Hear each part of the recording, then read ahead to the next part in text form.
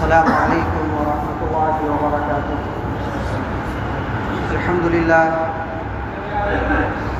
للہ نحمده ونستعینه ونستغفره ونؤمن به ونتوکل علیہ ونعوذ باللہ من شرور انفسنا ومن سیئات اعمالنا من يهده الله فلا مضل له ومن يضلل فلا هادي له ونشهد ان لا اله الا الله وحده لا شريك له ونشهد أن سيدنا وحبيبنا ومولانا محمدا عبده ورسوله الذي أرسله بالحق بشيرا ونذيرا وداعيا إلى الله بإذنه وسراجا منيرا. أما بعد، قال الله تبارك وتعالى في القرآن الكريم: أعوذ بالله من الشيطان الرجيم، بسم الله الرحمن الرحيم. إن عدة الشهور عند الله 12 شهرا في كتاب الله يوم خلق السماوات والأرض منها 4 حرم ذلك الدين القيم فلا تظلموا فيهن أنفسكم. وقال تعالى في مقام آخر: يا أيها الذين آمنوا ادخلوا في السلم كافة ولا تتبعوا خطوات الشيطان إنه لكم عدو مبين. وقال النبي صلى الله عليه وسلم: نعمتان مغبون فيهما كثير من الناس الصحة والفراغ او کما قال علیہ الصلوۃ والسلام. معزز سامعین کرام، میرے دینی بھائیوں اور عزیز ساتھیوں، سب سے پہلے رب کریم کا ہم شکر ادا کرتے ہیں کہ رب کریم نے ہمیں اور آپ کو، ہم سب کو ایمان اور اسلام جیسی عظیم نعمت سے مالا مال فرمایا، اور پھر آخری نبی جناب محمد رسول اللہ صلی اللہ علیہ وسلم کی امت میں پیدا فرمایا. میرے بھائیو، اللہ رب العزت نے قرآن کریم کے اندر ارشاد فرمایا: ان الدین عند اللہ الاسلام ان عدت الشہور عند اللہ 12 شہرا، کہ اللہ کے نزدیک مہینوں کی جو گنتی ہے وہ 12 ہے. ان عدت الشہور عند اللہ 12 شہرا فی کتاب اللہ یوم خلق السماوات والارض منها 4 حرم. اور یہ جو 12 مہینے ہیں، یہ کوئی 12 مہینہ امت محمدیہ سے نہیں ہے، بلکہ یہ 12 مہینہ اللہ رب العزت نے جس دن زمین و آسمان کو پیدا کیا اسی وقت اللہ رب العزت نے 12 مہینہ کو بنایا ہے. اور ذالک الدین القیم، اور یہی سیدھا دین ہے. فلا تظلموا انفسکم، کہ تم اپنے آپ پر ظلم مت کرو. تو یہ اسلامی تاریخ اور اسلامی سال کا یہ آخری مہینہ ہے، اور مسلمانوں کو یہ بات معلوم ہونی چاہیے کہ اسلامی سال کس مہینے سے شروع ہوتا ہے اور اسلامی سال کس مہینے پر جا کر کے ختم ہوتا ہے. تو اسلامی سال کا آغاز محرم الحرام کے مہینے سے ہوتا ہے، اور اسلامی سال کا اختتام ذی الحجہ کے مہینے میں ہوتا ہے. یعنی ذی الحجہ کے مہینے کو ختم کرنے کے بعد ایک مسلمان، ایک انسان اسلامی سال کے نئے سال میں داخل ہو جاتا ہے. جیسے کہ آج ابھی ہم 1446 ہجری کے اندر زندگی گزار رہے ہیں، اور 1446 کا یہ آخری مہینہ ہے، آخری ہفتہ ہے. عنقریب ہم 1447 کے اندر داخل ہونے والے ہیں. تو یہ اسلامی سال جسے ہم قمری سال کہتے ہیں. تو اللہ رب العزت نے ہمیں 2 نعمتیں عطا فرمائی، ایک چاند، ایک سورج. چاند کے اعتبار سے جسے ہم قمری مہینہ کہتے ہیں، یعنی اسلامی سال کا ہم آغاز کرتے ہیں قمری مہینے سے. اور ایک سورج ہے جسے ہم عیسوی کہتے ہیں، جسے جنوری، فروری، مارچ سے ہم جانتے ہیں، اور ہر مسلمان اس سے واقف ہے. کسی بھی مسلمان سے آپ پوچھ لے، وہ یہ کہہ نہیں سکتا ہے کہ میں جنوری نہیں جانتا ہوں، فروری نہیں جانتا ہوں، مارچ نہیں جانتا ہوں.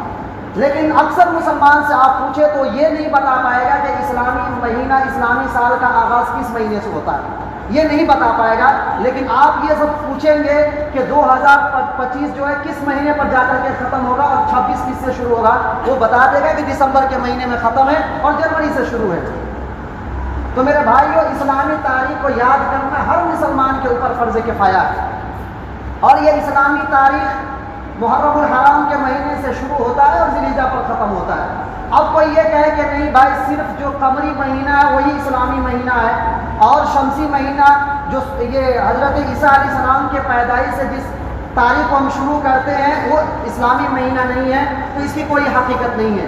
کیونکہ اللہ نے سورج کو بھی بنایا ہے، چاند کو بھی بنایا ہے. ہم آگے جا کے آپ کو بتائیں گے کہ اللہ چاند کے اعتبار سے کن عبادت کو مسلمانوں کے اوپر فرض کیا ہے اور سورج کے اعتبار سے کن عبادات کو فرض کیا ہے، آگے چل کے ہم بتائیں گے۔ تو اللہ رب العزت نے تاجدار مدینہ جناب محمد رسول اللہ صلی اللہ علیہ وسلم کو اس دنیا میں بھیج کر کے اور ان کے ذریعے سے ہماری بہت زیادہ رہنمائی فرمائی ہے۔ ہر میدان میں، چاہے عبادات کا معاملہ ہو، اخلاقیات کا معاملہ ہو، معاشرات کا معاملہ ہو، ان تمام فعل کے اندر اللہ رب العزت نے حضور اکرم صلی اللہ علیہ وسلم کے ذریعے سے ہماری رہنمائی فرمائی۔ تو اب دیکھیں کہ یہ تاریخ کب سے شروع ہے، یعنی ہجری سال۔ تو اللہ کے رسول کے زمانے میں مختلف کیلنڈر ہوا کرتے تھے، تقریباً 12 کیلنڈر تھے۔ اللہ کے رسول کے زمانے میں تقریباً 12 کیلنڈر تھے، جن میں سے ہم کچھ جانتے ہیں، ہمیں بھی معلوم ہے، آپ کو بھی معلوم ہے۔ ایک تو وہ کیلنڈر ہے جسے ہم عام الفیل کہتے ہیں، کہ ہاتھی والوں نے آ کر کے کعبہ پر مکہ پر جو چڑھائی کی تھی، اس سے جب وہاں سے ایک کیلنڈر کا آغاز ہوتا ہے اور کہتے ہیں کہ عام الفیل 1، عام الفیل 2 اور عام الفیل 3، تو یہاں سے ایک کیلنڈر، نیا کیلنڈر کا آزاد ہوا۔ اب آپ دیکھیں کہ ایک کیلنڈر تو وہ ہے کہ جب آپ صلی اللہ علیہ وسلم کو اللہ رب العزت نے نبوت عطا فرمائی، وہاں پر ایک کیلنڈر کا آزاد ہوا۔ تو ہم کہتے ہیں کہ سن نبوی 1، سن نبوی 2، سن نبوی 3۔ اس کے بعد ایک کیلنڈر جو ہے حضور اکرم صلی اللہ علیہ وسلم نے جو ہجرت کی، وہاں سے ایک کیلنڈر کا آغاز ہوتا ہے۔ اور یہ کیلنڈر حضرت عمر فاروق رضی اللہ تعالیٰ عنہ کے زمانے میں اس کیلنڈر کا آغاز ہوا۔ وہ عمر فاروق رضی اللہ تعالیٰ عنہ جنہوں نے 12.5 لاکھ مربع میل پر حکومت کی ہے، اور ان کے انڈر میں 22 لاکھ مربع میل پر حضرت عمر نے حکومت کی۔ اور اس زمانے میں جو اپنے خطوط بھیجا کرتے تھے حضرت عمر رضی اللہ تعالیٰ عنہ، اپنے جو کیا کہتے ہیں فرامین بھیجا کرتے تھے، اس میں دشواری ہوتی تھی کہ کس طریقے سے ہم تاریخ لکھیں، کس سال کو لکھیں، تو اس میں دشواری ہوتی تھی۔ تو صحابہ کو جمع کر کے حضرت عمر رضی اللہ تعالیٰ عنہ نے مشورہ کیا کہ ہم کسی سال کو متعین کریں اور وہاں سے ہم سال کا آغاز کریں تاکہ ہمیں تاریخ لکھنے میں پریشانی نہ ہو۔ تو حضرت عثمان غنی رضی اللہ تعالیٰ عنہ کے مشورے سے حضرت عثمان غنی رضی اللہ تعالیٰ عنہ نے فرمایا کہ حضور صلی اللہ علیہ وسلم جس وقت ہجرت فرمائی ہے اسی سے ہم سال کا آغاز کریں گے اور یہی اسلامی سال ہم منائیں گے۔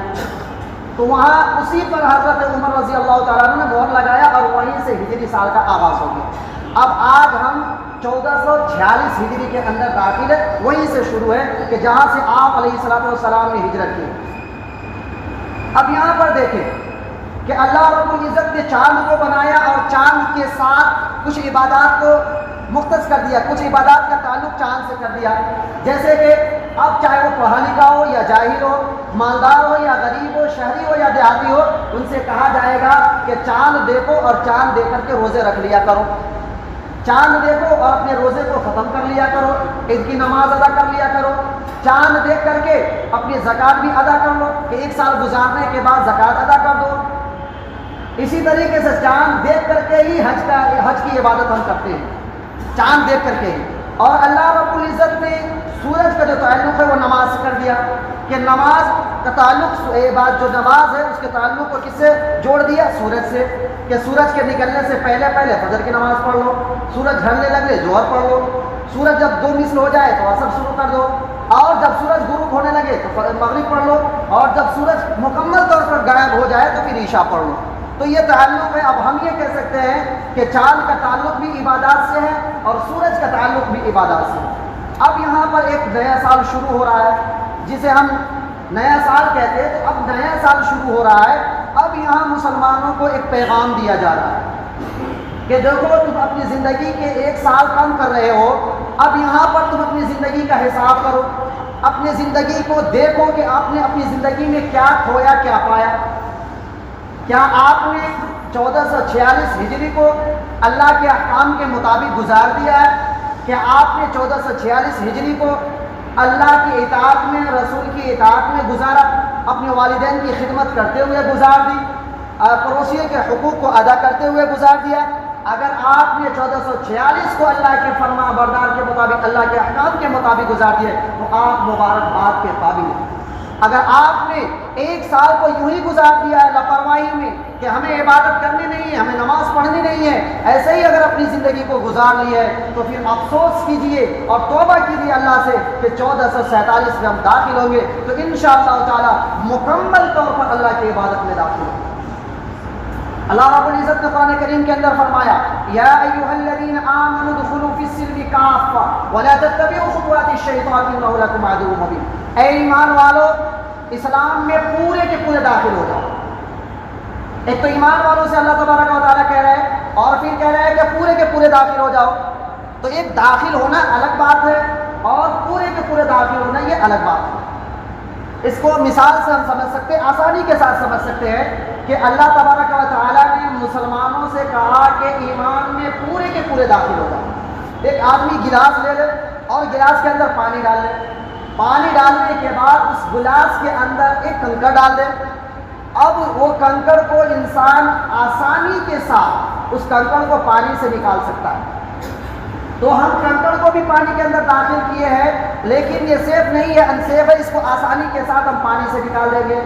لیکن اگر کوئی انسان اس گلاس کے اندر رنگ ڈال دے تو پھر وہ انسان رنگ کو نہیں نکال سکتا ہے، پانی سے رنگ کو نہیں نکال سکتا ہے۔ تو اللہ رب العزت نے کہا کہ دیکھو ایمان والو، اسلام میں داخل ہو جاؤ پورے کے پورے، یعنی جس طریقے سے پانی کے اندر رنگ ڈالتا ہے اور رنگ پورے پانی کے اندر مل جاتا ہے، ایسے ہی مسلمانوں کو چاہیے کہ اسلامی رنگ میں مکمل طور پر رنگ جائے۔ پوری دنیا محنت کر لے، اپنی طاقت کو جھونک دے مسلمانوں کے ایمان کو لوٹنے کے لیے، پھر بھی وہ ایسے اسلامی رنگ میں رنگ جائے کہ اس کے ایمان پر ذرہ برابر بھی اثر نہ پڑے، ایسے اسلامی رنگ میں رنگ جائے۔ لیکن ہمارے نوجوانوں کو، ہمارے مسلمانوں کو یہ پسند نہیں ہے۔ اللہ کہہ رہے ہیں کہ پورے طور پر مکمل طور پر اسلامی رنگ میں رنگ جاؤ، اور یہ کہتے ہیں کہ نہیں، میں مکمل طور پر اسلامی رنگ میں نہیں رہوں گا، بلکہ میں آدھے اسلامی رنگ میں رہوں گا اور آدھے ویسٹرن کلچر کو اپناؤں گا۔ آدھے تو اللہ اور اس کے رسول کو مان کر کے چلوں گا اور آدھے انگریز کو مان کر کے چلوں گا۔ تو میرے بھائیوں، آدھے آدھے رہیے گا، منافق بن کر کے رہیے گا تو آپ کامیاب نہیں ہو سکتے ہیں۔ جب تک کہ 100% اسلام کو فالو نہیں کیجیے گا، اللہ کے احکام کے مطابق زندگی نہیں گزاریے گا تو آپ کامیاب نہیں ہیں، آپ ناکام ہیں۔ اب کوئی انسان اپنی زندگی کے مقصد کو سمجھ کر کے اس دنیا کے اندر زندگی گزارتا ہے، وہ انسان کامیاب ہو جاتا ہے۔ اللہ رب العزت نے ہمیں بہت ساری نعمتیں عطا فرمائی ہیں، بہت ساری نعمتیں عطا فرمائی ہیں، لیکن ان نعمتوں میں سب سے بڑی جو نعمت ہے نا وہ زندگی ہے۔ سب سے بڑی نعمت زندگی ہے، اور زندگی کو اللہ رب العزت نے اس لیے دی، خاص مقصد کے لیے دی۔ اللہ نے مقصد کو کیا آگے جا کر کے بیان کیا، وما خلقت الجن والانس الا لیعبدون، کہ ہم نے انسان اور جنات کو اپنی عبادت کے لیے پیدا کیا ہے۔ انسانوں، ہم نے جو تمہیں مختصر زندگی دی ہے اپنی عبادت کے لیے دی ہے، عیاشی کرنے کے لیے نہیں دی ہے، لوگوں کو دھوکہ دینے کے لیے نہیں دی ہے، بلکہ اپنی عبادت کے لیے دی ہے کہ تم میری عبادت کرو۔ تو یہ مختصر سی زندگی اللہ رب العزت نے اس مختصر سی زندگی کو بنایا اور یہ سمجھا دیا کہ دیکھو یہ مختصر سی زندگی جو ہے اس کو تم جنت اور آخرت کو بنانے میں گزار دو۔ اب اس سے یہ بات معلوم ہوتی ہے کہ جو بھی انسان اپنی زندگی کے اندر زندگی کے مقصد کو سامنے رکھ کر کے اپنی زندگی میں وقت کی اہمیت کو سمجھتا ہے، وقت کی قدر کرتا ہے، تو وہ انسان زندگی کے مقصد کو حاصل کرنے میں کامیاب ہو جاتا ہے۔ اور جو انسان اپنی زندگی کے اندر وقت کی اہمیت کو نہیں سمجھتا ہے اور وقت کی قدر نہیں کرتا ہے، وہ انسان دھیرے دھیرے اپنی زندگی کے مقصد سے دور ہوتا چلا جاتا ہے۔ لیانی باتوں میں، فضول باتوں میں، بیکار کی باتوں میں، غیبت میں پڑھ کر کے اپنے وقت کو ضائع کر دیتا ہے۔ اور یاد رکھیے کہ جو بھی چیز، کوئی بھی چیز اپنے مقصد سے ہٹ کر کے استعمال ہوتی ہے تو اس میں خرابیاں پیدا ہوتی ہیں۔ جو بھی چیز اپنے مقصد سے ہٹ جاتی ہے اور استعمال ہوتی ہے تو اس میں بہت زیادہ خرابیاں پیدا ہوتی ہیں۔ جیسے آپ سمجھ لیں کہ ایک انسان جوتا خریدتا ہے اس لیے تاکہ پیر محفوظ رہے، پیر کی حفاظت ہو، اور وہ انسان جوتا خرید لیتا ہے، جوتا کو پیر میں نہیں پہنتا ہے، ہاتھ میں رکھتا ہے یا جھولا میں پیک کر کے گھومتا رہتا ہے ایسے ہی بغیر پہنے ہوئے، اور اس کے پیر زخمی ہو جائیں گے اور کچھ دنوں کے بعد وہ انسان چل نہیں پائے گا۔ کیوں؟ کیونکہ وہ انسان جوتا تو خرید لیا ہے لیکن جوتے کو مقصد کو نہیں سمجھا کہ جوتے کو پیر میں پہنتے ہیں۔ ٹھیک اسی طریقے سے زندگی کا واحد مقصد ہے اللہ کی رضا، اللہ کی خوشنودی، اللہ کو راضی کرنا اور رسول کے طریقے کے مطابق زندگی گزارنا۔ جو بھی انسان اس مقصد کو سمجھ جاتا ہے کہ ہم اس دنیا میں اللہ کے احکام کے مطابق، رسول کے طریقے کے مطابق زندگی گزارنے آئے ہیں، جو انسان اس کو سمجھ جاتا ہے وہ انسان کامیاب ہو جاتا ہے۔ اب زندگی کہتے کس کو ہے؟ زندگی کہتے کس کو ہے؟ یہ زندگی کے جو مختلف دور ہیں نا، لڑکپن، بچپن، جوانی، ادھیر، بڑھاپا، یہ سارے کے سارے زندگی کہلاتے ہیں۔ اور یہ زندگی وقت کی پیداوار ہے۔ وقت کی پیداوار، وقت کسے کہتے ہیں؟ جسے ہم گھڑی کے اندر دیکھ کر کے، کیلنڈر کے اندر دیکھ کر کے سمجھتے ہیں کہ سیکنڈ، منٹ، گھنٹہ، دن، ہفتہ، رات، مہینہ، سال، یہ سارے کے سارے وقت کے پیداوار ہیں۔ جو بھی انسان اپنی زندگی کے اندر ایک سیکنڈ کی قیمت کو پہچان لیتا ہے، ایک سیکنڈ کی قدر کرتا ہے، تو وہ سیکنڈ منٹ میں تبدیل ہوتا ہے، وہ منٹ گھنٹے میں تبدیل ہوتا ہے، اور وہ سیکنڈ جو ہے اب دن رات، اب جا کر کے دن میں تبدیل ہوتا ہے، اب ہفتے میں تبدیل ہو کر کے مہینے میں تبدیل ہو کر کے سال میں تبدیل ہو کر کے وہی سیکنڈ، ایک سیکنڈ انسان کے جوانی کو ختم کر کے انسان کو بڑھاپے میں پہنچاتا ہے، اور ایک وقت آتا ہے کہ انسان اس دنیا سے چلا جاتا ہے۔ وہی ایک سیکنڈ، جو بھی انسان اپنی زندگی میں ایک سیکنڈ کی قدر کرے گا، گویا وہ انسان اپنی زندگی کی قدر کرتا ہے، اور اپنی زندگی میں جو بھی انسان ایک سیکنڈ کو ضائع کرے گا، گویا اس نے اپنی زندگی کو ہی ضائع کر دیا۔ اس لیے میرے بھائیوں، ہم اسلامی سال میں داخل ہونے والے، نئے سال میں داخل ہونے والے، اس سے پہلے یہ ہے کہ ہم اپنا محاسبہ کریں، حساب لگائیں۔ حاسبوا انفسکم قبل ان تحاسبوا، کہ اپنا حساب کر لو قبل اس کے کہ تمہارا حساب کیا جائے۔ تمہارے حساب ہونے سے پہلے تم خود اپنا حساب کر لیا کرو، ورنہ جب اللہ رب العزت حساب کرنے پر آ جائے تو تم حساب نہیں دے پاؤ گے۔ تو یہ چیز ہے کہ جو بھی انسان اپنی زندگی کی قدر کرے گا وہ انسان کامیاب ہو جائے گا۔ اور یہ جو گھڑی ہم دیکھتے ہیں، اور گھڑی سے جو آواز آتی ہے، ٹک ٹک کے جو آواز آتی ہے، وہ معلوم ہے کیا کہہ رہے ہوتے ہیں؟ ہر انسان سے وہ گھڑی کے ایک سیکنڈ کہہ رہا ہوتا ہے کہ دیکھو میں تو آگے جا رہا ہوں، لیکن تمہاری زندگی کو پیچھے کر رہا ہوں، تمہیں موت کے قریب دھکیل رہا ہوں۔ انسان اپنے ہر دھڑکن کے ساتھ موت کے قریب ہوتا چلا جا رہا ہے، لیکن انسان اس کو سمجھنے کے لیے تیار نہیں۔ ہر دھڑکن کے ساتھ انسان موت کے قریب پر ہوتا چلا جا رہا ہے۔ اور اللہ رب العزت نے قرآن کریم کے اندر فرمایا قد افلح المؤمنون الذين هم في صلاتهم خاشعون والذين هم عن اللغو معرضون، کہ کامیاب ہو گئے وہ ایمان والے، کامیاب ہو چکے وہ ایمان والے جو نماز میں خشوع کا اہتمام کرتے ہیں اور بے مقصد اور بیکار چیزوں سے اعراض کرتے، اس کو چھوڑ دیتے، اس کی پرواہ نہیں کرتے۔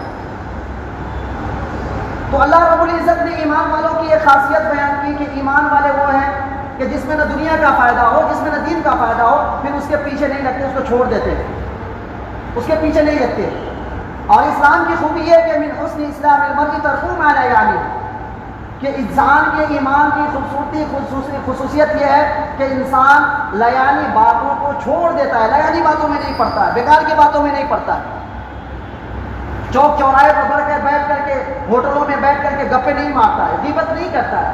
5 آدمی بیٹھ گئے، کسی کی غیبت شروع کر دیتے ہیں، ہوٹلوں میں بیٹھ گئے غیبت شروع کر دیتے۔ اپنے وقت کو سمجھتے ہی نہیں ہے کہ اگر ہم وقت کی قدر کریں گے، وقت کی اہمیت کو پہچانیں گے، اللہ نے یہ زندگی جو مختصر دی ہے اپنی عبادت کے لیے دی، غیبت کرنے کے لیے نہیں دی، کسی کو ذلیل کرنے کے لیے زندگی نہیں دی، بلکہ عبادت کرنے کے لیے دے، اور عبادت کے دائرے میں رکھ کر کے ہم کوئی بھی کام کریں گے، اللہ رب العزت اس پر ہمیں ثواب عطا فرمائے۔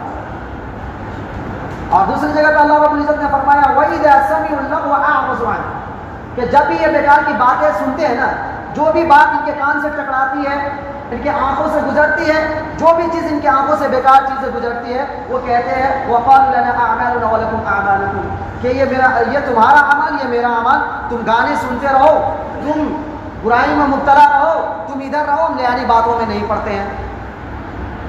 تو دیکھیے اللہ رب العزت نے ایک جگہ یہ فرمایا وَلَوْ تَرَىٰ إِذِ الْمُجْرِمُونَ نَاكِسُو رُءُوسِهِمْ عِندَ رَبِّهِمْ، کاش کہ تم وہ منظر دیکھ لیتے کہ مجرم لوگ اللہ کے سامنے کھڑے ہوں گے اور یہ کہہ رہے ہوں گے کہ اللہ ہم نے اپنی آنکھوں سے دیکھ لیا، ہم نے اپنے کانوں سے سن لیا، اے اللہ ہمیں دنیا کے اندر دوبارہ بھیج دیجیے، ہمیں یقین ہو گیا ہے کہ ہم دوبارہ دنیا کے اندر جائیں گے، نہ ہم کسی کی غیبت کریں گے، نہ چغلی کریں گے، نہ کسی کی برائی کریں گے، نہ حرام کھائیں گے، نہ کسی کو ذلیل کریں گے، بلکہ آپ کے احکام کے مطابق زندگی گزار کر کے ہم آئیں گے۔ اب کوئی فائدہ نہیں ہے۔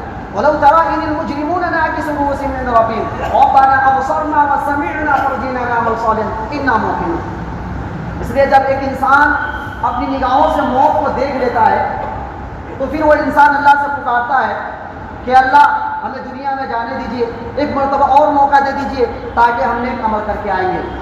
تو یاد رکھیے کہ جو بھی وقت گزر جاتا ہے دوبارہ واپس نہیں آتا ہے، اور تین زمانے ہوتے ہیں، ایک جو ہے ماضی، ایک ہے حال اور ایک ہے مستقبل۔ ماضی کہتے ہیں گزرے ہوئے زمانے کو، پاسٹ کو کہتے ہیں کہ جو بھی انسان اپنی زندگی کو گزار لیا ہے، مثلا 1446 کے اندر ہم نے اپنی زندگی کو گزار لیا ہے، اب خدا کی نافرمانی کر کے یا خدا کے احکام کے مطابق ہم نے وہ زندگی گزاری ہے، اب وہ زندگی ختم ہے۔ یہ نہیں کہ آپ 1 سال کو واپس لائیں گے پھر درست کریں گے، اگر کہیں آپ نے خدا کی نافرمانی کی ہے توبہ کر کے پھر اس کو واپس کر سکے، ایسا نہیں ہے۔ گزار دیے اس کو دوبارہ آپ واپس نہیں لا سکتے ہیں۔ ایک ہے حال، جسے پریزنٹ کہتے ہیں، ابھی موجودہ زمانہ، اس کو غنیمت سمجھ کر کے، ایک ایک لمحہ کو غنیمت سمجھ کر کے اللہ کی عبادت میں جب ہم گزاریں گے تو اگلے جو فیوچر ہے، جو مستقبل ہے، یعنی جنت کی جو زندگی ہے، ہمیشہ ہمیشہ رہنے والی زندگی ہے، اس میں ہم مزے کریں گے۔ اس وقت کی قدر کر لیں گے تب۔ اگر اس وقت کو بھی ایسے ہی گزار دیں گے تو فیوچر کے بارے میں ہمیں معلوم نہیں ہے، مستقبل کے بارے میں ہمیں معلوم نہیں ہے کہ 1 سیکنڈ زندہ رہ سکتے ہیں، 1 گھنٹہ زندہ رہ سکتے ہیں، 1 ہفتے، 1 مہینے، 1 سال، کوئی گارنٹی نہیں ہے کہ انسان کب اس دنیا سے چلا جائے۔ تو موت سے پہلے عقل مند تو وہی ہے کہ موت سے پہلے موت کی تیاری کرنا۔ اور اللہ کے رسول صلی اللہ علیہ وسلم نے فرمایا نعمتان مغبون فیہما کثیر من الناس الصحۃ والفراغ، کہ 2 چیزیں ایسی ہیں جس میں اکثر انسان غافل ہے، جس کے سلسلے میں 2 چیزیں، ایک الصحۃ والفراغ، ایک تو صحت تندرستی ہے کہ انسان بیمار نہیں ہے، وہ بیماری میں مبتلا نہیں ہے، صحت مند ہے، اب وہ انسان اپنے صحت کی قدر نہیں کر رہا۔ اصل تو یہ ہونی چاہیے کہ وہ انسان صحت مند ہے تو اللہ کی عبادت کرے، اللہ کی اطاعت کرے۔ ہو سکتا ہے کہ وہ بیماری کے اندر مبتلا ہو جائے، اگر آپ یہ دیکھنا چاہتے تو ہاسپٹلوں کے اندر جائیے، وہ لوگ جو اپنے آپ کو بہت بڑا سمجھتے تھے اور لوگوں کو کچھ نہیں سمجھتے اپنے جوانی کے اندر، لوگوں کو ذلیل کرتے تھے، لوگوں کو رسوا کرتے تھے اور لوگوں کو کچھ نہیں سمجھتے تھے، آج آپ جا کر کے دیکھیں تو ہاسپٹلوں کے اندر بیڈ پر لیٹے ہوئے ہیں اور درخواست کر رہے ہیں کہ میرے لیے دعا کریں کہ اللہ رب العزت مجھے جلد سے یاب کرے۔ وہ لوگ جو اپنے آپ کو ہٹلر سمجھتے تھے وہ لوگ بھی ہاسپٹل کے اندر ایڈمٹ ہے اور وہ دعا کے لیے درخواست کر رہے ہیں۔ اس لیے میرے بھائی جو صحت ہے اس کی قدر کیجیے اور اللہ کی عبادت کیجیے، اللہ کی اطاعت کیجیے۔ ایک ہے الصحۃ والفراغ، ایک فری ٹائم ہے کہ انسان فری ٹائم میں کیا کرتا ہے، یہ نہیں سمجھتا کہ ہم فری ٹائم میں ہیں تو کچھ کر لے، اللہ کی عبادت کر لے، رسول کے طریقے کے مطابق کچھ زندگی گزار لے۔ نہیں، فری ٹائم ہے تو فری ٹائم ہے۔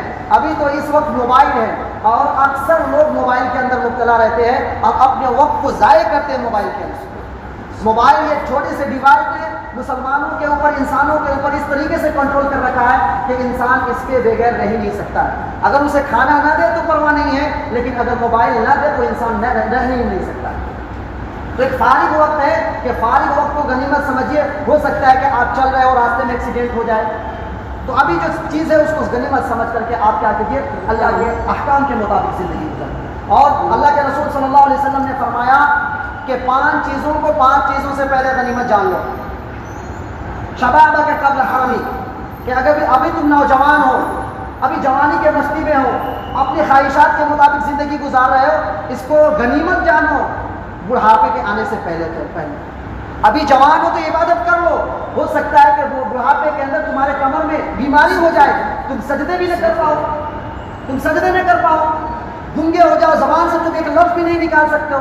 ایسی بیماریاں ہیں کہ انسان بول نہیں سکتا ہے، اس لیے ابھی نوجوان ہو تو بڑھاپے سے پہلے اللہ کی عبادت کرو۔ وصحتک قبل سقمی، اور اپنی صحت کو بیماری سے پہلے غنیمت جانو۔